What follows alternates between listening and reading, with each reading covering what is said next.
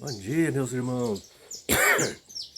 Com muita alegria que a gente vai fazer mais um vídeo aqui hoje.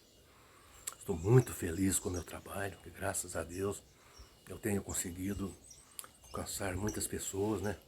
Pessoas que têm valorizado o meu trabalho, têm comentado aqui, mostrando que gostam do meu trabalho, e eu fico muito feliz com isso. E gostaria de pedir a vocês que estão me assistindo, que dê um joinha para mim aí, que isso me ajuda bastante.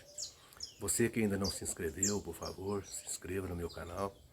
Eu fico muito feliz se você puder fazer isso, tá? E Deus te pague por isso. Deus que abençoe vocês por tudo que vocês fizerem por mim. E agradeço muito a vocês pelo meu trabalho, pelo alcance, pelo o quanto eu tenho, quanto o meu trabalho tem crescido, né? E hoje, meus irmãos, eu quero tratar de um assunto muito interessante aqui, que é um assunto que eu venho tratando, é o meu objetivo, é lutar contra o ostracismo.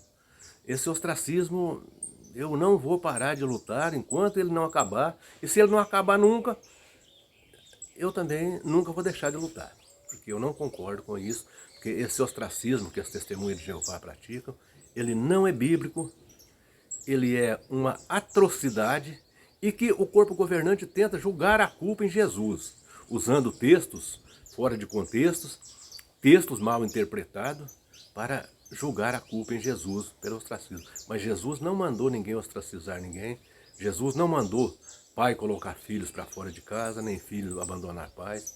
Então isso é coisa deles, mas eu vou mostrar aqui hoje que Jesus não tem nada a ver com isso. Aqueles textos que eles usam para tentar colocar a culpa em Jesus, é texto mal interpretado, interpretado de propósito, intencionalmente, para tirar o corpo deles da reta.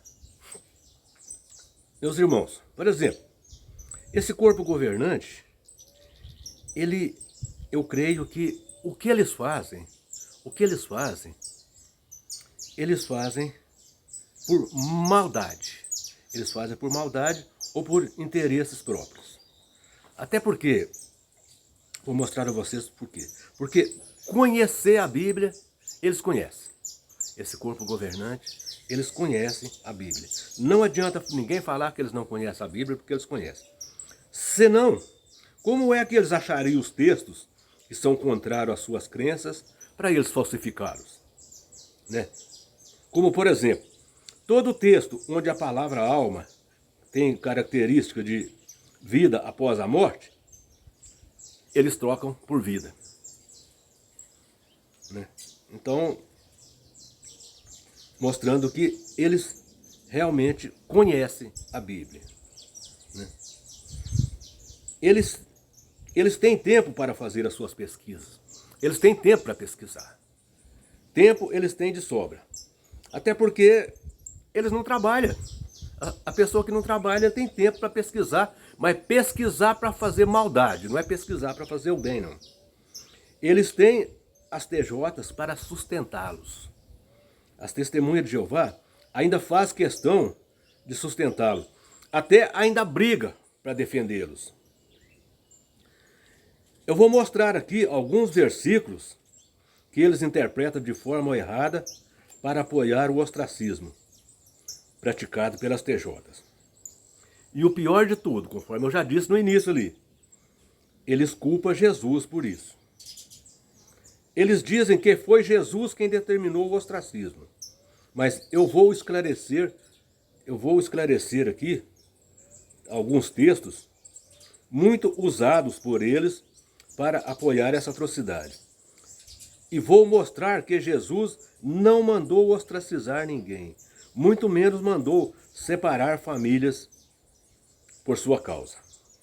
Agora eu vou mostrar aqui, meus irmãos, alguns textos que eles utilizam para colocar a culpa do ostracismo em Jesus.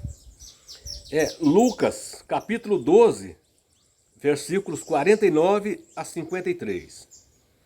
Ali diz que Jesus veio trazer fogo e dissensão à terra. Mas, com a ajuda de Deus, eu vou esclarecer esses versículos. A palavra dissensão quer dizer divergência. Sendo assim, Jesus veio trazer divergência. Divergência. Todos nós temos direito de divergir. Nós não somos obrigados a concordar com o que o outro pensa. Todos temos o direito de divergir. Por exemplo, Lucas, no capítulo 12, no versículo 49, Jesus disse que veio lançar fogo à terra.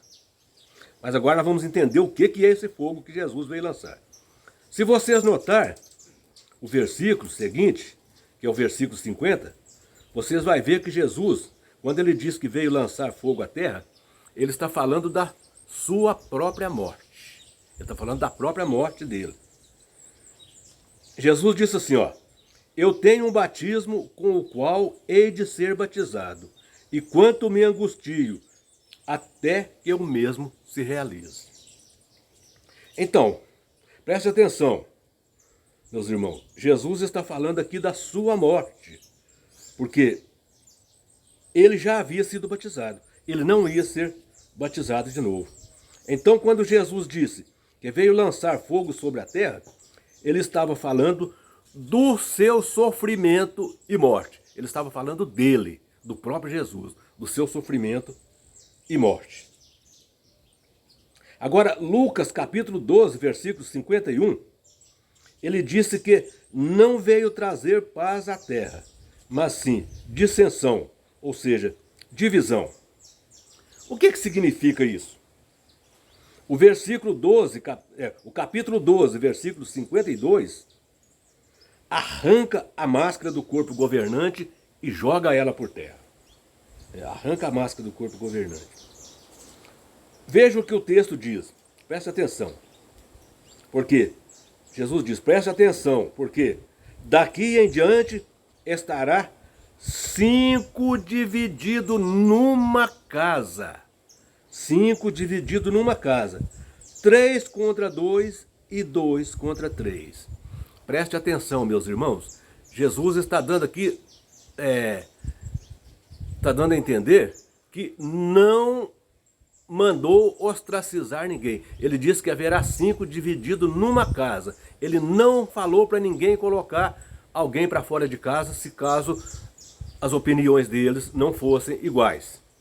Jesus disse, olha, 5 estarão divididos numa casa. Quer dizer que 5 estariam ali e que os 5 não estariam pensando do mesmo jeito, mas que estaria todos 5 morando na mesma casa.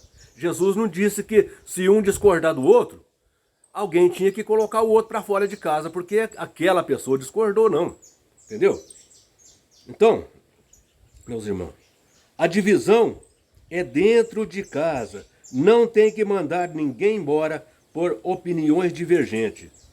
Jesus disse, olha, 5 estarão divididos dentro de uma casa. Quer dizer que aqueles 5, cada um ia ter uma opinião diferente. Um ia ser cristão, outro ia ser budista, outro podia ser muçulmano, mas estaria todos morando na mesma casa. Ninguém tem que colocar ninguém para fora de casa porque as opiniões são divergentes, certo? Então veja que isso é uma atrocidade. Isso é uma atrocidade e que eles tentam colocar eles praticam essas atrocidades e tentam colocar ela nas costas de Jesus, sendo que Jesus não falou nada sobre ostracismo. O versículo, o capítulo de Lucas, capítulo 12, versículo 53, aqui diz assim, ó, estarão divididos pai contra filho, filho contra pai, mãe contra filha, filha contra mãe, sogra contra nora e nora contra sogra. Ele está dizendo aqui que dentro de uma casa estaria um contra o outro, mas no sentido de que cada um pensa de uma forma, no sentido de que cada um tem uma opinião diferente, que cada um tem uma religião diferente.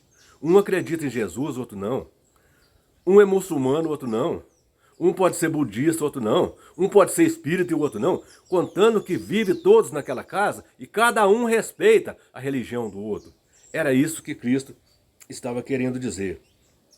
Então, meus irmãos, aqui mostra que as famílias iriam ficar divididas em sentido religioso. Mas não disse que o pai teria que expulsar filho, filho abandonar pai, sogra brigar com a nora. Não disse que eles tinham que ser inimigos uns dos outros. Jesus não disse nada disso. O corpo governante quer tirar o corpo fora do crime que eles cometem e jogar a culpa em Jesus. Eles querem praticar as atrocidades deles, fazer com que as testemunhas de Jeová pratiquem as atrocidades deles, e eles dão uma de bonzinho e fica de lado. Não, isso aí foi Jesus que mandou. Não é nós que estamos dizendo isso, é Jesus que mandou. Mas não, Jesus não mandou isso. Eu vou usar um texto aqui, eu vou usar um texto de uma palavra de Jesus, que vai mostrar para eles claramente, para eles e para quem estiver assistindo o meu vídeo, que Jesus não mandou ostracizar ninguém, que Jesus não aprova inimizade com ninguém. Quer ver? Mateus capítulo 5, versículo 44, Jesus disse que nós temos que amar os nossos inimigos. Nós temos que amar os nossos inimigos e orar pelas pessoas que nos perseguem.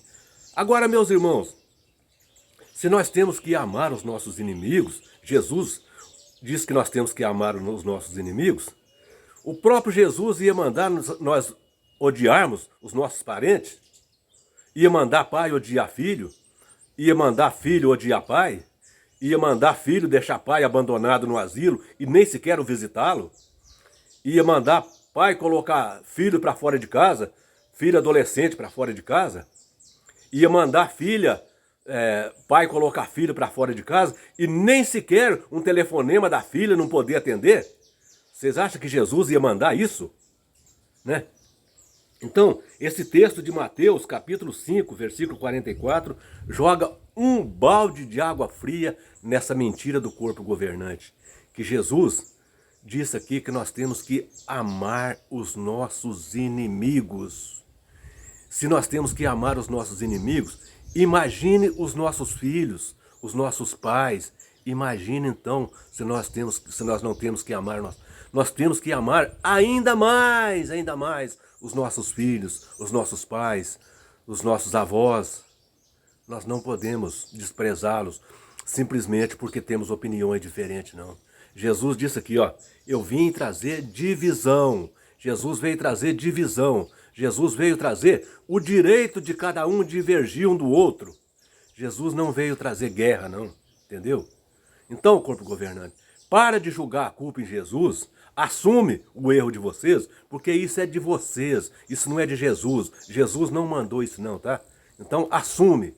Vocês são muito cruéis em praticar o que pratica e jogar a culpa em Jesus.